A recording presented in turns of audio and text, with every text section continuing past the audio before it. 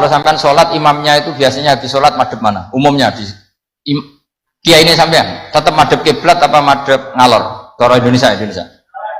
Ayo yang madhep kiblat, kiainya madhep kiblat ngaco. Yang gampang itu. Kiblat. Yang serong. Buka serong koyo wong nakal ya. Madhep utara, madhep ngalor. Apa? Berapa? Imamnya sampean madhep ngalor. Terus nak sing madhep ngetan. Nggak ada kan? Mau nampak jawab, yang madhep ngetan kubus sebelah, aneh. Ya tidak usah gitu. Itu filosofinya begini. Nah ini penting ya, penting saya jelaskan. Di tek-tek hadis sahih, saya ulang lagi di tek-tek hadis sahih. Itu Rasulullah setelah salam itu redaksinya aqdala alaina biwajhi. Maka Nabi menghadap ke kita dengan wajahnya. Berarti kira-kira kalau di Indonesia menghadap mana? Timur. Tapi itu tidak konsisten. Konsisten itu ahyanan, tidak konsisten itu ahyanan. Nah, kenapa guru-guru kita tetap madhep kiblat? Karena afdhalul jihad itu kiblat. Kadang guru kita kadang menghadap apa? Utara. Tapi sebagian guru kita juga kadang menghadap ke timur, misalnya langsung ngaji. Itu filosofinya gini di beberapa syarah di Fathul Bari itu. Nabi itu kan sholat, dengerin ya, Nabi itu sholat. Makmumnya itu rata-rata itu kadang 7 kilo dari dalamnya Nabi. Dengerin ya, berapa? 7 kilo, udah pakai motor ninja enggak, 7 kilo pakai onta. Kalau sampean bilang 7 kilo pakai motor kan cepet. Resikonya apa? Ini dengerin, awas kalau salah. Berarti kalau salah sanad. Maksudnya sampean yang salah, bukan saya. Artinya andekan, tak ulang lagi, andekan Nabi tetap berposisi menghadap kiblat, maka makmum yang baru datang tuh ngira Nabi masih sholat. Sehingga kadung Allahu Akbar langsung duduk karena ngiranya Nabi masih, padahal Nabi sudah tidak sholat. Maka untuk mengantisipasi itu Nabi memaklumatkan diri dengan ahwalnya, perilakunya, beliau menghadap makmum supaya ada kepastian kalau beliau sudah selesai sholat. Sehingga karena illatul hukmi seperti ini, kita fleksibel, kadang madhep kiblat, kadang madhep ngalor, kadang madhep ngetan. Itu ada filosofinya, orang gagah-gagahan.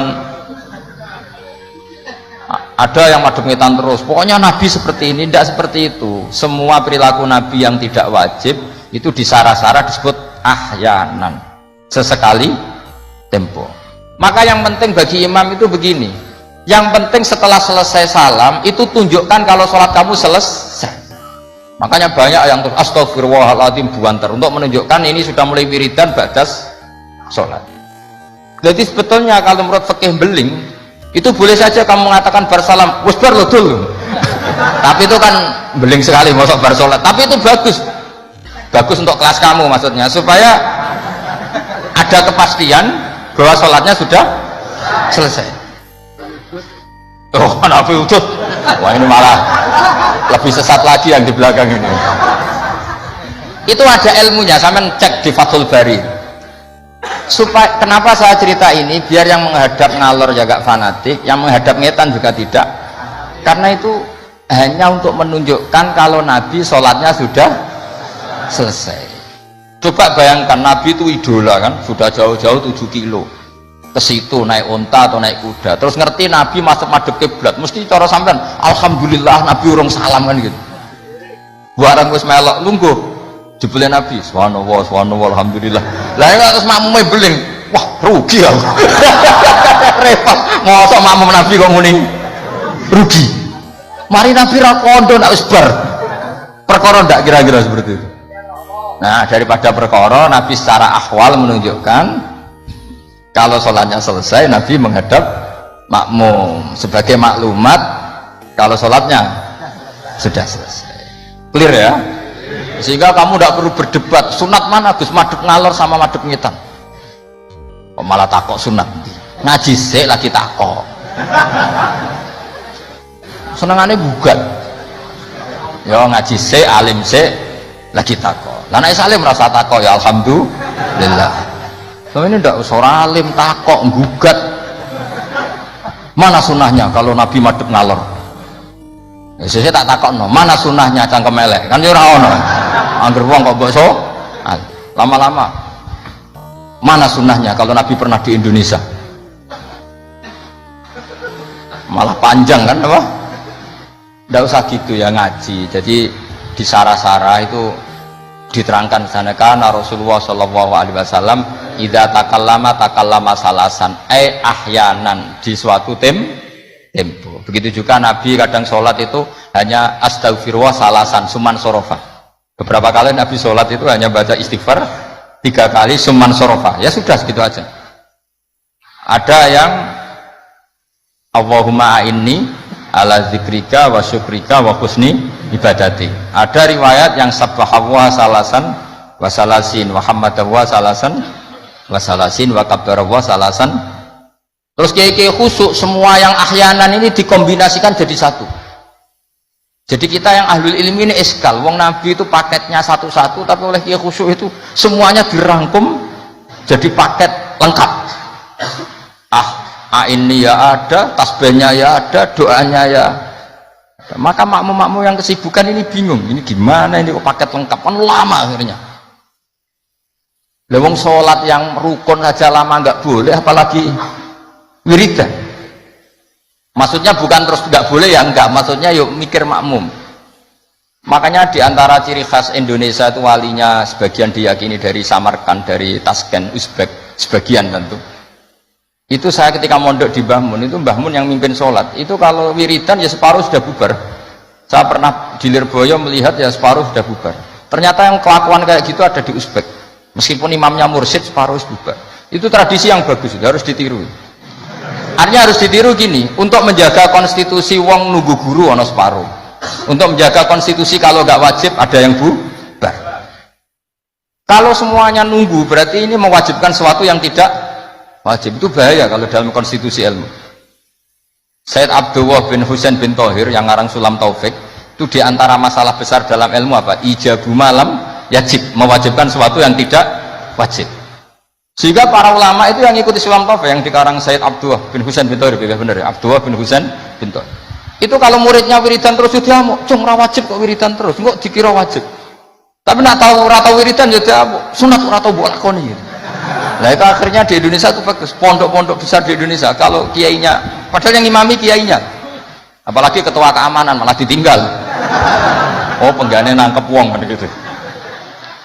Saya dulu pernah sholat, Mbah Mun gak ngimami, yang imami ketua keamanan itu belum takbir separuh sudah bubar karena kecewa. Kan kita ingin makmum Mbah Mun, ngapain ini yang maju gitu. Wah repot ya. Jadi tradisi itu jangan pahami yang macam-macam ya.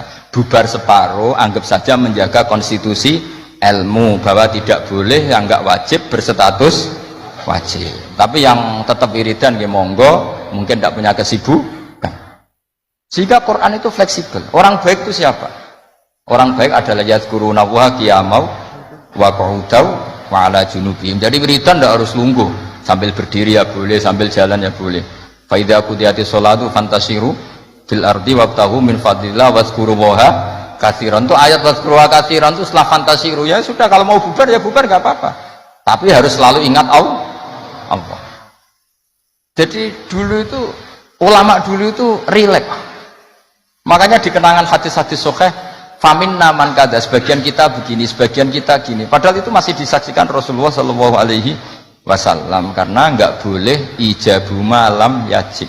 Dari Sayyid Abdullah bin Husain bin Thohir pengarang Sulam Taufik, di antara kesalahan dalam ilmu adalah apa? Mewajibkan sesuatu yang tidak wajib. Sehingga Rasulullah saking menjaga konstitusi itu, Rasulullah itu figur yang luar biasa. Sampean sowan bupati atau sowan kiai bar rokok bar tangi turu, kira-kira sopan apa enggak? Enggak sopan kan? Harus sikatan dulu. Sebab itu normalnya sikatan itu wajib kalau mau sholat. Mau sowan kiai wes sikatan. Tapi Nabi kalau mewajibkan sikatan maka melanggar konstitusi ilmu, karena mewajibkan sesuatu yang tidak, padahal Nabi berhak karena beliau Nabi musyarrek. Tapi Nabi ngedikannya kelihatan ngeper. Tapi ngeper ini menunjukkan Nabi betapa mutabakhir fil ilm. Laula an asyukko ala ummati la amartuhum bisiwak inda kulli sholatin. Umpama gak masakoh ning umatku siwak tak wajibno. Karena secara etika harusnya wajib. Tapi secara konstitusi nyatanya tidak wajib. Nah karena baina ini kira mana nih baina ya antarane iku be antarane iku Nabi ngendikane laula an asyukur. Nabi itu suka qiyamul lail, itu suka sekali, bukan tidak sekedar suka, sehingga beliau qiyamul lail di masjid. Tapi ketika sahabat ikut qiyamul lail lagi, Nabi nggak keluar lagi karena takut dianggap wajib. Itu Nabi. Makanya saya itu sebenarnya kepengen poso Senin Kemis, tapi nggak ngerti kok poso Senin Kemis kok dikira wajib, karena aku tahu poso. Maksudnya jadi ditiru, ini buat cerita, ini agak-agak arogansi ilmu, tapi memang harus ada yang jaga konstitusi ilmu. Ini saya punya teman ya amang rokokan, mungkin untuk menunjukkan ada kaul sing ngarani oleh, buktinya aku rokok, tapi saya nggak rokok. Jadi harus ada yang menjaga konstitusi ilmu. Saya sering ngecek beberapa hadis Nabi itu kalau ada sesuatu yang positif inginnya itu diwajibkan, tapi cara konstitusi enggak wajib. Misalnya menggambarkan betapa pentingnya taatnya istri sama suami. Nabi ngendikan gimana tuh? Kalau saja boleh seseorang makhluk boleh sujud sama makhluk, maka saya akan memerintahkan seorang istri bersujud sama suaminya. Tentu suami yang enggak kayak sampean, maksudnya itu gambaran. Sampean ora usah disujudi. Ora dipisoi sampai gitu kan. Artinya Nabi itu menjaga konstitusi ilmu itu luar biasa. Ya kayak tadi, normalnya sikatan itu wajib enggak? Wajib kan normalnya loh. Karena tangi turu berrokokan. Terus muni Allahumma lakal hamdu bul. Tapi kalau diwajibkan secara konstitusi tidak wajib, tapi secara etika wajib. Makanya ketikanya ngeper laula an asyukko ala umat. Sekarang tak beri contoh lagi. Ndak ini ngaji. Saya tadi sudah pamit sama Habib Bidin, saya kalau Rejab itu memang nggak ngaji sudah. Jadi saya perahi bukan ada masih di Damaran, nanti saya tinggal satu pertemuan. Rejab ruah puasa itu saya tidak ngaji seperti ini. Jadi jeda. Anggap aja sinau menel, kulaan. Karena memang kalau mau Rejab itu banyak yang khataman di rumah, jadi saya fokus ngurusi santri yang mau apa? Khataman. Tapi memang itu adat saya seperti tadi, saya sudah matur Habib Bidin, matur Habib Amang, Habib Ali sudah. Memang artinya nggak ada apa-apa, bukan karena bosan sampean bosan. Ya rontok lah mungkin, tapi bukan karena itu. Bukan. Saya beri contoh, sekarang doa paling mustajab itu jam berapa? Kalau jam Indonesia kira-kira? Jam 3 kan, atau setengah 4 lah. Kenapa harus ada sholat isya yang di Kudus jam berapa misalnya sholat isya? Biasanya setengah 8 lah, nggak baca setengah 8 lah aman kalau jam. Maka Nabi ini ngeper, tapi ngepernya pinter, ngeper dari ilmu, bukan ngeper dari ragu. Ngeper itu ada dua, ada ngeper karena nggak ngerti, ada ngeper saking pinternya. Kayak saya ini kalau ngaji sesampean itu kan ngeper. Di satu sisi sunat karena diminta Habib Bidin, di sisi lain setengah dosa meninggal pondok. Itu mesti ngeper, kalau orang alim ngeper. Kayak sampean ngaji ini, saya tidak tahu malaikat ditulis ngaji cari ilmu apa nggak dari masalah di rumah, tidak tahu saya. Itu orang alim pasti ngeper. Beda tipis ya. Itu mesti, itu bukan mungkin, mesti. Coba status anda ini nyari ilmu apa nggak dari masalah? Sebagian ya nyata nyari ilmu yang nggak punya masalah, sebagian ya memang. Maka penjaga kuburan di wali-wali tak tanya. Wong sing tukang ziarah piye? Ngene Gus, nak ziarahe sak jam, biasanya wong bener. Nek telung dino alamat. Itu bukan karena hebat, mesti utangnya akeh. Apa meneh nak sak wulan, wah. Rondok itu mesti rondok buran baton. Maka Mbah Mun pernah cerita ke saya. Jadi kiai itu ya sinau, kadang itu ya keliru. Tak pikir keliru apa? Ternyata gini. Dhisik aku latihan kiai, iku nek ana bocah prainan ning pondok tak puji. Wong prainan kok gak mulih, berarti cah sregep. Pernah Mbah Mun sebagai orang soleh itu husnudzon. Suatu saat ditakoki, "Cung kok ora mulai wong prainan? Timbang ning omah kan ngarit, Mbah." Kagetnya Mbah Mun. Lah kok cung dewasa husnudzoni. Ya kan daripada ning omah prainan ngarit kan ada ning pondok. Coba kalau sampean ini di rumah, wah ambek bojomu, kono anak murusi. Lawang tutup, pedosem lebokno. Daripada gitu ngaji gitu. Tapi ya ada yang, tapi tidak semua. Saya yakin tidak semua, cuma banyak. Enggak, ini bukan suudon, ini ilmu. Ilmu itu tidak suudon, ilmu itu analisis, apa? Analisis. Loh, itu betul loh, saya meskipun guyon itu punya sanad. Nabi itu setiap kali ada perempuan hijrah ke Madinah, pertanyaan pertama gimana? Kamu ikut saya karena iman billah wa rasuli, apa kamu ada masalah dengan suami? Jadi kalau sekarang kamu ngaji, ini ada masalah sama istri apa nyari ilmu? Ayo jawab. Kalau nyari ilmu, buktinya dapat apa enggak? Kan nyari tidak perlu ketemu, Gus, ya sudah dibantah. Saya teruskan ya. Betapa Rasulullah itu luar biasa, menjaga konstitusi ilmu, tapi yang menjaga etika. Sudah, kalau doa mustajab 3:30 atau jam 3. Kenapa sholat isya 7:30? Yang di waktu yang tidak begitu itu Nabi pernah sholat isya itu 3:30 kalau jam Indonesia kira-kira. Sampai Umar masyhur itu. Nama Sibyan, orang-orang sudah tidur, anak Umar sampai bengok-bengok supaya Nabi itu bangun. Tapi bangunin Nabi gak berani, pokoknya bikin agak gaduh supaya Nabi memperhatikan. Dulu nggak ada sholawatan pakai terbang, kalau ada mungkin terus sholawatan. Akhirnya Nabi rawuh, senyum-senyum Nabi.